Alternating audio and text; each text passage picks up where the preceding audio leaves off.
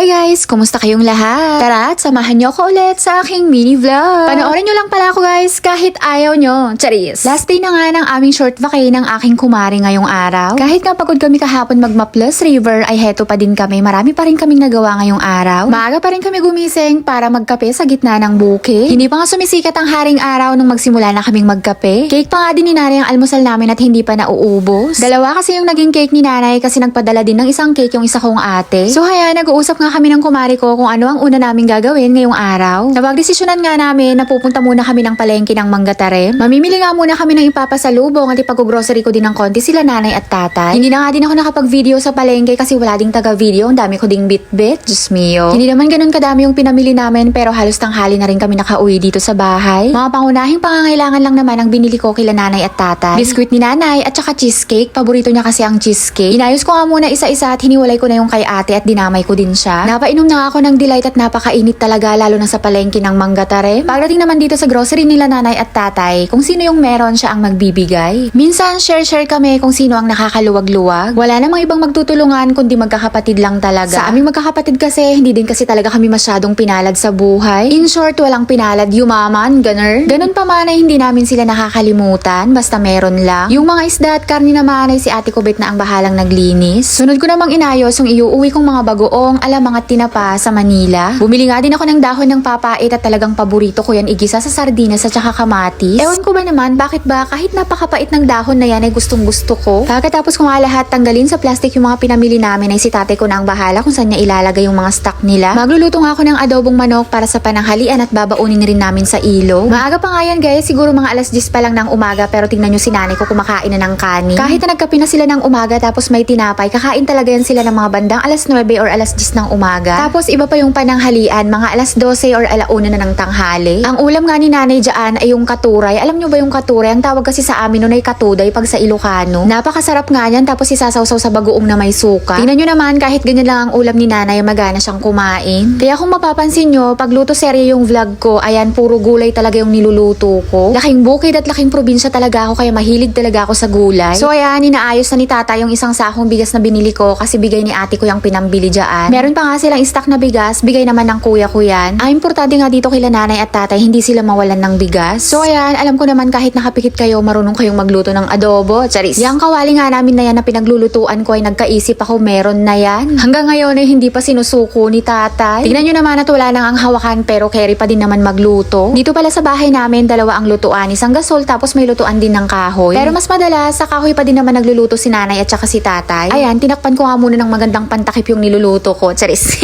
Ginagamit nga lang ni tatay itong gasol niya pagka may papainitin or may madaling lutuin lang talaga. Saka nga lang nagagamit tong gasol na to pag nandito ako kasi umaabot ng 6 na buwan to. Bago umuwi naman kasi kami dito, 3 to 4 days lang kami kaya ayoko nang ubusin yung oras ko sa pagsiga-siga pa ng kahoy. Yung niluluto ko ay mukha ng adobo at lasang adobo din. Diyos mio.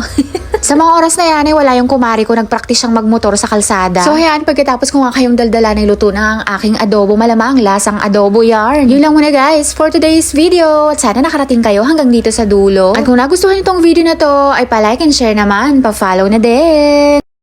Isa ka din ba sa naghahanap ng authorized distributor ng I Am Amazing Pure Organic Barley? Or naghahanap ka ng mabibilhan online kaso nga lang nag-aalangan ka kasi baka makabili ka ng fake? Good news guys, dahil isa akong authorized distributor ng I Am, pwede nyo pong hingiin ang picture ng aking ID through Messenger para ma-scan ninyo at makasiguradong legit. Sa mga hindi po nakakaalam, sila po ang Board of Directors, founder at owner ng I Am Worldwide. Nationwide at international po ang ating shipment. Ako po mismo ang magpapack at magpapaship para makarating sa inyo ang authentic na Amazing Pure Organic Barley. Para po sa gustong mag-avail at magpa-member, i-direct message nyo lang po ako sa aking personal account. Available din po si I Am Amazing Pure Organic Barley at iba pang product ni I Am Worldwide sa aking TikTok shop at sa aking shop sa Shopee. Ilalagay ko po ang mga links sa comment section maging ang aking personal account.